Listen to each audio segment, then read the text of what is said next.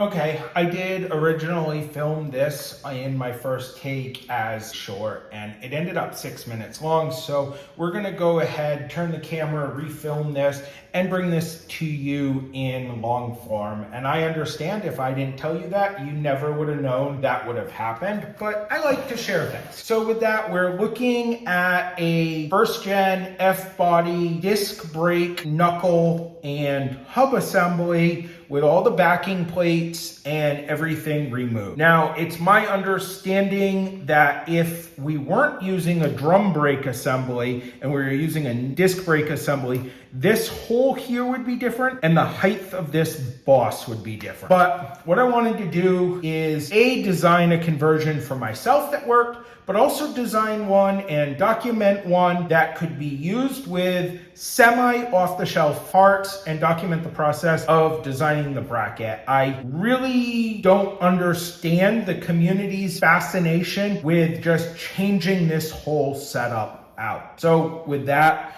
we've gone ahead and taken our disc brake hub. We've turned a total of 50 thousandths on diameter off of this, so we've lost 25 thousandths, but there's a decent amount of material up in this throat in this area. The bearing sits up in here a little bit higher. There's a remaining 125 to 150 thousandths worth of material on this body, which is the same amount of material that actually sits here where the bearing race is as well. So I don't believe we've really weakened this assembly at all by making clearance for this 6th gen Camaro rotor to fit on here. And if I move it over top of here, you can see it slides on really nice. Now it's gonna block the camera for the rest of this, so we're gonna go ahead and remove it.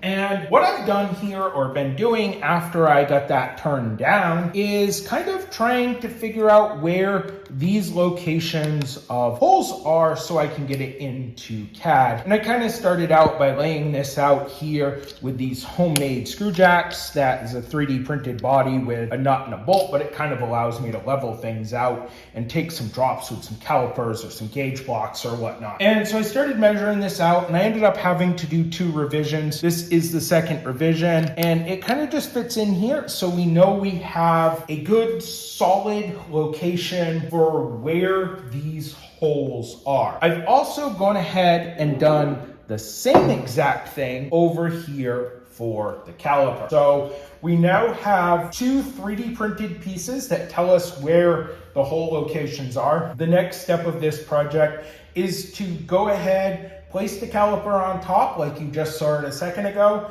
or place the rotor rather on top like you just saw it a second ago. Place the caliper on the side, set the screw jack in place, and then look at what material or what heights are going to be required to kind of meld these together. Now, I did use some gauge blocks a minute ago, some of these.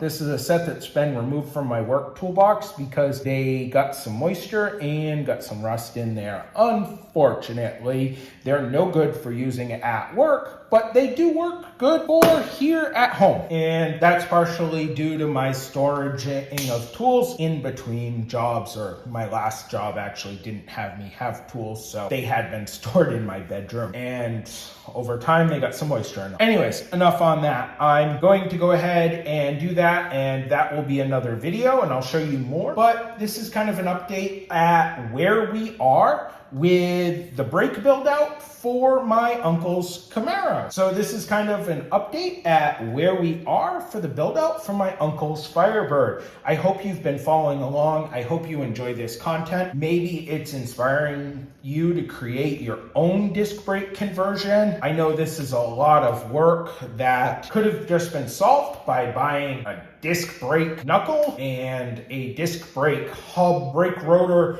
combination, the old style, putting these calipers together, and it just works. And I know that this is a little bit more work. I'm hoping by documenting that isn't true for the next person, and they're kind of able to build their own.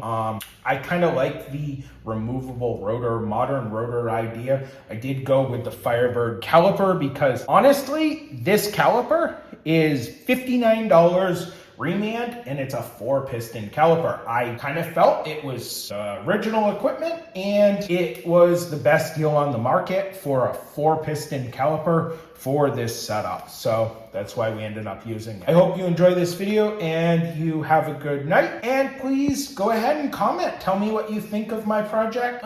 Even tell me if you don't think that my project is worthy. I do ask though, if you are negative, that you provide facts and provide feedback so I can learn from your thought processes, or we can debate thought processes and learn together as a community. I believe heavily in teaching and learning, and only make these videos so the community can teach and learn together, and I can share what I'm doing and learn from you guys. As always, have a good night.